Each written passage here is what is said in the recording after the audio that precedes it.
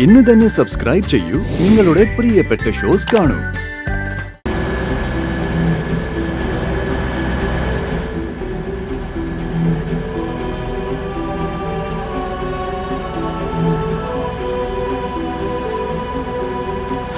എന്റെ വീട്ടിൽ നീ ഇനി വേണ്ട.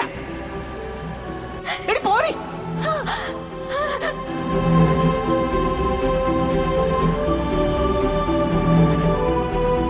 വിഷ്ണുവേട്ടാ,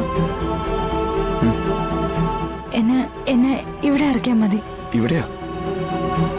അല്ല, അതുകൊണ്ട് ഞാൻ വീട്ടിലേക്കാ, ഞാൻ അങ്ങോട്ടാക്കാം.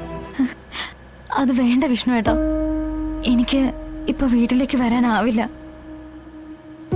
എന്റെ മനസ്സ് വല്ലാതെ തകർന്നിരിക്കുക. അതുകൊണ്ട് കുറച്ചു നേരം എനിക്ക് എവിടെങ്കിലും ഇരിക്കണം. അപ്പോ എന്റെ മനസ്സൊന്ന് ക്ലിയർ ആവും. എന്നിട്ട് ഞാൻ വീട്ടിലേക്ക് വെക്കോളാം. ഏയ്, അതൊന്നും വേണ്ട ശ്യാമേ. ആ ചന്ദ്രബോസ് അങ്ങനെ പറഞ്ഞോണ്ടാണോ? ശ്യാമേ, അവരൊക്കെ പറയുന്നിട്ട് നമ്മൾ നമ്മുടെ മനസ്സ് വേദനിപ്പിക്കാൻ നിന്നാ അതിനൊക്കെ നേരം കാണുള്ളൂ. ശ്യാമേ, നമ്മൾ ചിലത് കണ്ടില്ല കേട്ടില്ല എന്നൊക്കെ പറഞ്ഞ് വിടണം. വിഷ്ണുവേട്ടനെ എന്റെ സ്വന്തം ഏട്ടനായിട്ടാ ഞാൻ കണ്ടിരിക്കുന്നത്. ആ പറഞ്ഞതല്ല അങ്ങനെ അങ്ങ് തള്ളിക്കളയാൻ എനിക്ക് ആവില്ല.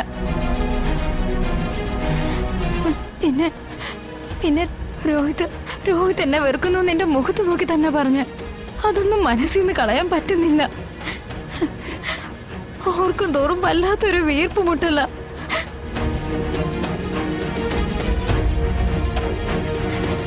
ചിലപ്പോ കുറച്ചു നേരം ഒറ്റയ്ക്കിരുന്ന അതൊക്കെ അങ്ങ് മാറിപ്പോയേക്കാം. ഞാൻ അതുകൊണ്ടാ പറയുന്ന, എവിടെയെങ്കിലും കുറച്ചു നേരം ഒന്ന് തനിച്ചിരുന്നോട്ടെ. ശ്യാമേ, എന്ന് വെച്ച് നിന്നെ എനിക്ക് വഴിയിൽ ഒറ്റയ്ക്ക് പോകാൻ പറ്റുമോ? മനസ്സും മരവിച്ച എന്റെ ജീവിതം ആദ്യ വഴിയിലായി പോയതിനോളം വരില്ലല്ലോ ഇതൊന്നും. വിഷ്ണുവേട്ടൻ പൊയ്ക്കോ. പിന്നെ ഞാൻ എന്തെങ്കിലും കടുങ്കൈ കാണിക്കുന്നുള്ള പേടി കൊണ്ടാണ് ഞാൻ ഉറപ്പ് തരാം. അങ്ങനെ ഒരു മണ്ടത്തരത്തിനും ശ്യാമ ഇനി നിൽക്കില്ല.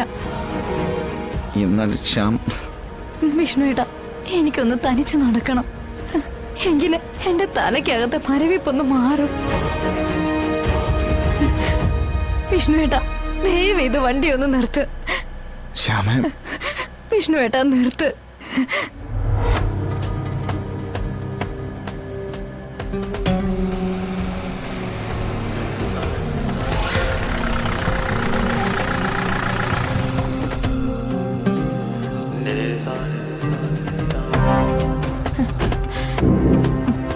വിഷ്ണുവേട്ടൻ പൊയ്ക്കോളൂ, ഞാൻ വന്നേക്കാം. ശ്യാമേ, നീ... ഞാൻ പറഞ്ഞില്ലേ വിഷ്ണുവേട്ടാ, അല്പസമയം ഒന്ന് തനിച്ചിരുന്ന എന്റെ മനസ്സൊന്ന് ശാന്തമാകും. എന്നിട്ട് ഞാൻ വന്നേക്കാം. വിഷ്ണുവേട്ടൻ പൊയ്ക്കോ. വിഷ്ണുവേട്ടൻ പൊയ്ക്കോ. നീ വന്നേക്കണേ. വന്നേക്കാം.